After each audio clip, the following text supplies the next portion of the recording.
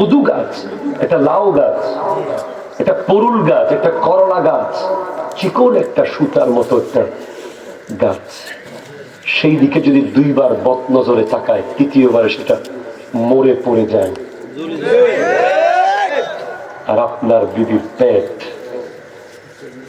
যখন দুনিয়ার বেগানারা দেখে, সেখান থেকে কোত্থেকে আব্দুল কাদের জিলানী আসবে, সেখান থেকে মসজিদের খতিব কিভাবে আসবে? প্রথমে আমি আপনাকে পাপের নগদ 12টা শাস্তি বলবো। কয়টা শাস্তি? 12টা। এরপর আপনাকে ফিরে আসার গল্প বলবো। আপনি যে পাপ করছেন, আপনি যে গুনায় লিপ্ত আছেন, তার নগদ 12টা শাস্তি। এক, স্মৃতিশক্তি কমে যাবে। আপনার দেখবেন এখন মুখস্থ করেছেন, এখন ভুলে গেছেন। আর দেখবেন আপনার দাদা 20 বছর আগের কথা ক্লিয়ার বলে দিচ্ছে। পাপের প্রথম নগদ শাস্তি হচ্ছে ভুলে যাওয়া। যদি ভুলে যান, মনে রাখবেন আপনি পাপ করছেন, গুনায় লিপ্ত আছেন। 2, রিজিক কমে যাবে। কি কমে যাবে? রিজিক কমে যাবে। 3, চেহারার লাবণ্যতা কমে যাবে। আপনার চেহারার অ্যাট্রাকশন চলে যাবে, আকর্ষণ চলে যাবে। আপনি কালো হন আর সাদা হন, অনেক সাদা মানুষকে দেখলেও মনে শান্তি লাগবে না, আবার অনেক কালো মানুষকে দেখলেও মনে শান্তি লাগে না। কারণ চেহারায় সৌন্দর্যটা কোনো পাউডার করে না, চেহারার সৌন্দর্য কোনো সাবান করতে পারে না। চেহারার সৌন্দর্য বাড়ানোর একটাই উপায়, উজুর পানি। কলবের পবিত্রতা, এখানে পবিত্র হয়ে গেলে এখানে ফুটে উঠবে। 4, রোগ ব্যাধি বেড়ে যাবে। 5, জ্ঞান বুদ্ধি লোপ পাবে। ডিসিশন নেবেন, ভুলভাল হবে, সিদ্ধান্ত নেবেন, অ্যাপ্রোপ্রিয়েট হবে না। 6, ডিপ্রেশন, সব সময় পেরেশানি, মন খারাপ। গুনার অন্যতম মারাত্মক শাস্তি মন খারাপ। কি খারাপ? মন খারাপ। দেখবেন আপনাকে খাবার দিচ্ছে, মন ভালো নাই। আপনাকে টাকা দিচ্ছে, মন ভালো নাই। আপনার চাকরিতে প্রমোশন হয়েছে, মন ভালো নাই। ব্যবসায় লাভ হয়েছে, এখানে শান্তি পাচ্ছেন না।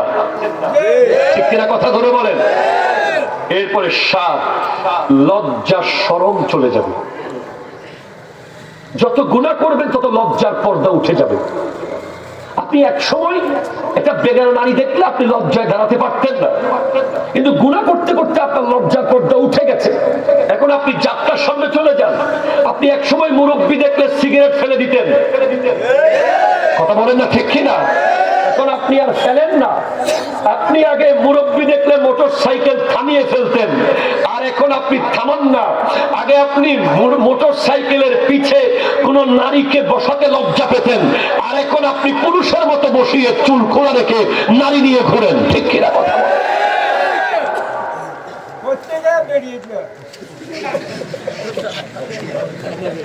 আগে আপনি আপনার বউকে, আপনার ভাইকে দেখাতে লজ্জা পেতেন, এখন আপনি আপনার বিবিকে ফেসবুকে দিয়ে দেন।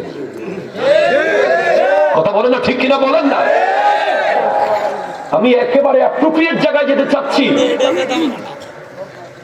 আপনি নিজেকে স্মার্ট প্রমাণ করতে গিয়ে বিবিকে দুনিয়ার সামনে প্রকাশ করে দিয়েছেন। আপনি ফেসবুকে আপনার বিবির ছবি দিয়ে কি বুঝিয়েছেন? আপনি বুঝিয়ে দিয়েছেন আপনি পৃথিবীর বিখ্যাত নির্লজ্জ। কথা জোরে বলেন ঠিক কিনা? কারণ পৃথিবীর লজ্জাশীল মানুষরা কোনোদিন বিবিকে দুনিয়ার সামনে প্রকাশ হতে দেয় নাই, দেয় নাই, দেয় নাই, দেয় নাই। আপনি আমাকে দাওয়াত দিয়েন না আগামীবার। আমার কথা খুব ক্লিয়ার। আপনার বিবির ছবি যখন ফেসবুকে গেছে, তখনই আপনার ভবিষ্যৎ প্রজন্মকে গলা টিপে মেরে ফেলেছেন। একটা কদু গাছ, একটা লাউ গাছ, একটা পরুল গাছ, একটা করলা গাছ, চিকন একটা সুতার মতো একটা গাছ, সেই দিকে যদি দুইবার বদনজরে তাকায়, তৃতীয়বারে সেটা মরে পড়ে যায়। আর আপনার বিবির পেট যখন দুনিয়ার বেগানারা দেখে, সেখান থেকে কোত্থেকে আব্দুল কাদের জিলানী আসবে, সেখান থেকে মসজিদের খতিব কিভাবে আসবে,